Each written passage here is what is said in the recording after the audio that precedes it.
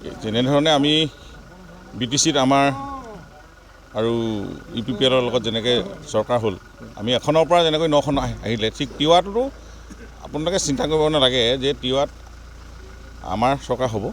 আৰু এতিয়া নিৰ্বাচনৰ পাছত প্ৰধানমন্ত্ৰী নৰেন্দ্ৰ মোদীৰ যেতিয়া দেশত প্ৰধানমন্ত্ৰী হ'ল আৰু আমাৰ অসমত যেতিয়া 17 চনৰ নিৰ্বাচনৰ পাছত যিমানবিলাক নিৰ্বাচন হৈছে, প্ৰতি নিৰ্বাচনতেই ভাৰতীয় জনতা পাৰ্টীয়ে জয়ী হৈ আহিছে।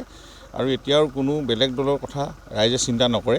এতিয়া তিৱাত আমাৰ চৰকাৰ আহিব আৰু ইতিমধ্যে ইয়াৰ যোৱাকালি নিৰ্বাচনত আপোনালোকে দেখিছে বিপুল ৰাইজৰ সমাগম, মুখ্যমন্ত্ৰী সভাত আমাৰ অংকুলতাই যেনে প্ৰচাৰ চলাইছে, পীযুষ হাজৰিকাৰ নেতৃত্বত গতিকে তেখেতসকলক দলে দায়িত্ব দিছে চৰকাৰে।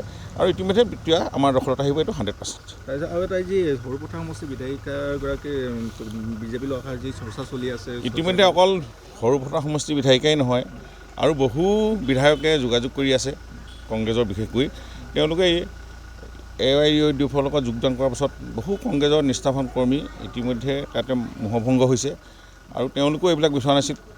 কংগ্ৰেছতো বহুত ভাল মানুহ আছে, গতিকে তেখেতসকলে সেই দলৰ হৈ আৰু থকাৰ ইচ্ছা নাই। কিন্তু আমাৰ লগতো বহু কংগ্ৰেছৰ নেতা যোগাযোগ চলি আছে। গতিকে এইটো এটা আমি দেখিছোঁ অহা নিৰ্বাচনৰ আগে আগে আপোনালোকে আৰু ধমাকা দেখিবলৈ পাব।